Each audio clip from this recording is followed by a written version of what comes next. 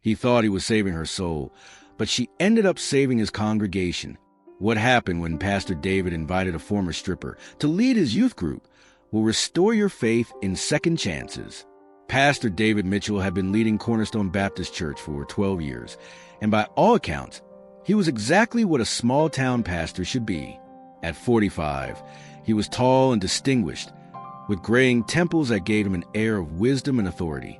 His sermons were polished, his suits were pressed, and his reputation in Millbrook was spotless. He had built his ministry on traditional values, clear moral boundaries, and the unwavering belief that there were right people and wrong people in this world. David's pride and joy was the church's youth program, which attracted over 60 teenagers every Wednesday night. He had carefully cultivated an environment of wholesome activities, Bible study, and moral guidance. The teens respected him, the parents trusted him, and the church board praised his leadership. Everything was perfectly ordered, exactly as David believed it should be. Then there was Sophia Rivera.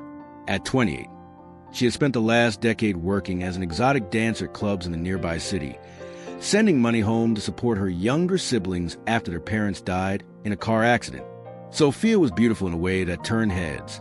Long dark hair, striking features, and a confidence born from years of surviving in a world that saw her as nothing more than entertainment. But beneath the tough exterior was a woman who had been searching for something real, something meaningful, something that felt like home. Sophia had never set foot in a church until the night everything changed.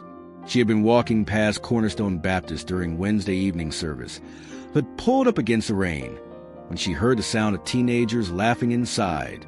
Something about that sound, pure, joyful, unguarded, made her stop. For reasons she couldn't explain, she found herself pushing through the heavy wooden doors. David was in the middle of his weekly youth message about making good choices when he noticed a young woman slip into back row. She was clearly out of place, leather jacket, torn jeans, and an aura that screamed trouble. His first instinct was to have one of the deacons escort her out, but something stopped him. Maybe it was the way she sat perfectly still, hanging on every word, or maybe it was a genuine curiosity in her eyes. After the service, while the other teens filtered out, Sophia approached him hesitantly. "Pastor," she said, her voice softer than he expected, "I don't really know why I came in here tonight, but do you think God would want someone like me?" David's theological training kicked in before his heart could respond.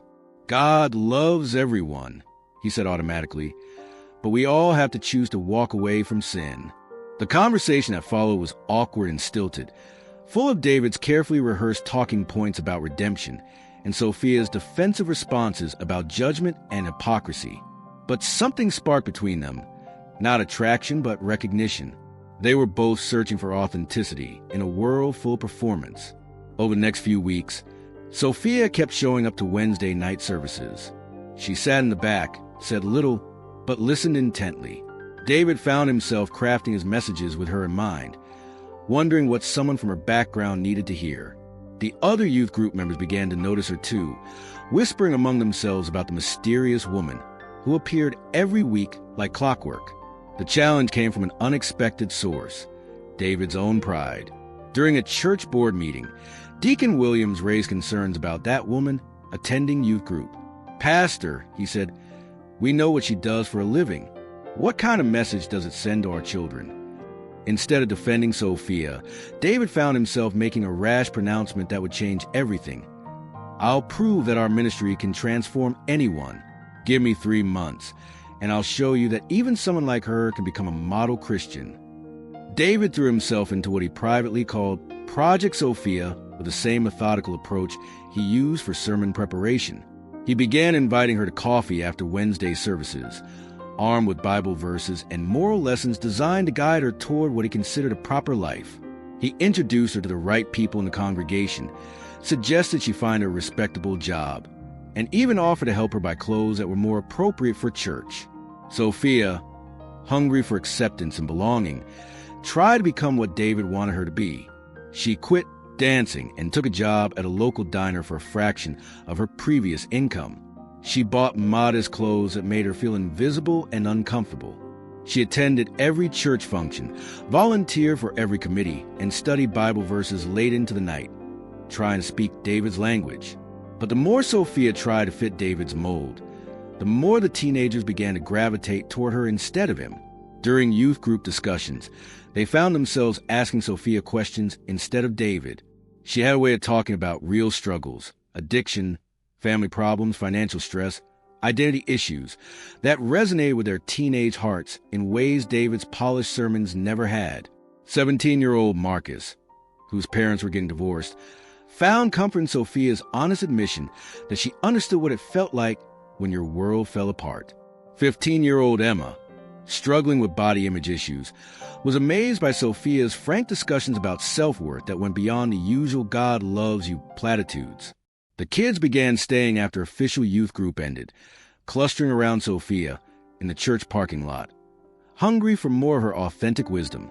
The turning point came on a Wednesday night when 16-year-old Tyler broke down during group discussion. His older brother had overdosed the week before, and Tyler was drowning in guilt, anger, and confusion. David offered a standard response about God's plan and finding strength through prayer, but Tyler just shook his head. "You don't get it, Pastor," Tyler said through tears. "You've never been where I am. You've never watched someone you love destroy themselves." The room fell silent. David felt his authority slipping away as the teenagers looked at him with a mixture of pity and disappointment. Then Sophia did something that shattered David's carefully constructed world. She knelt beside Tyler's chair and said, "You're right. The pastor doesn't get it, but I do." And then, for the next 20 minutes, she shared her story. Not the sanitized version David had been coaching her to tell, but the real one. She talked about watching addiction tear through her family, about making desperate choices to survive, about the shame and self-hatred that came with compromising your values for money, and about the long, painful journey towards self-forgiveness. The teenagers were mesmerized. Here was an adult who didn't pretend to have all the answers, who admitted to making terrible mistakes, who spoke their language of doubt and struggle and pain. When she finished, Tyler hugged her fiercely, and David realized with a shock that he had never seen that boy hug anyone before. Over the following weeks, something extraordinary happened. The youth group attendance doubled as word spread about Sophia's authentic approach to faith and life. She started a weekly discussion group called Real Talk, where teenagers could ask questions they'd never felt safe asking before. She talked about sex, drugs, depression, family dysfunction, and social pressure with a combination of wisdom, humor, and brutal honesty that both terrified and inspired David. The church board was not amused. Deacon Williams confronted David after reports reached them about Sophia's inappropriate discussions with the youth. "This is exactly what we were afraid of, Pastor. She's undermining our values with her worldly perspective." But David was beginning to see something he'd never noticed before. The teenagers weren't being undermined. They were being transformed. Kids who had been going through the motions were suddenly passionate about their faith. Teens who had been isolated were forming genuine community. Young people who had been struggling in silence were finding healing through vulnerability.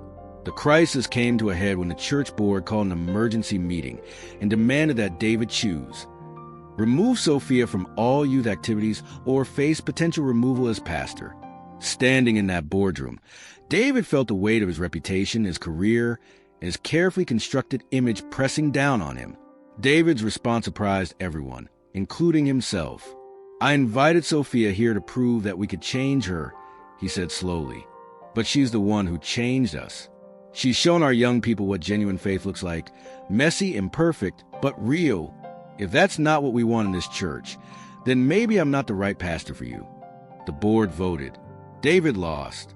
But as news of his termination spread to the congregation, something unexpected happened. Families began leaving Cornerstone Baptist in droves, many of them following David and Sophia to the community center, where they started holding informal services. 6 months later, David and Sophia were co-pastoring a thriving new church called Second Chances Community. Their youth group had grown to over 150 teenagers from all over the county, drawn by an approach to faith that embraced questions, celebrated authenticity, and offered real hope to broken people. The traditional church folks said David had lost his way. The teenagers said he had finally found it. One evening, as David watched Sophia lead a group of teens in prayer, some with purple hair, some with tattoos, some with tears on their faces. He realized a profound truth that had been staring him in the face all along. God hadn't sent him to save Sophia. God had sent Sophia to save him from his own pride, his own judgment, and his own limited understanding of grace. Sometimes the people we think need saving the most are actually the ones sent to save us. Real ministry isn't about making people respectable. It's about making them whole. And the greatest sermons aren't preached from pulpits. They're lived out in the courage to be authentic, even when it costs everything.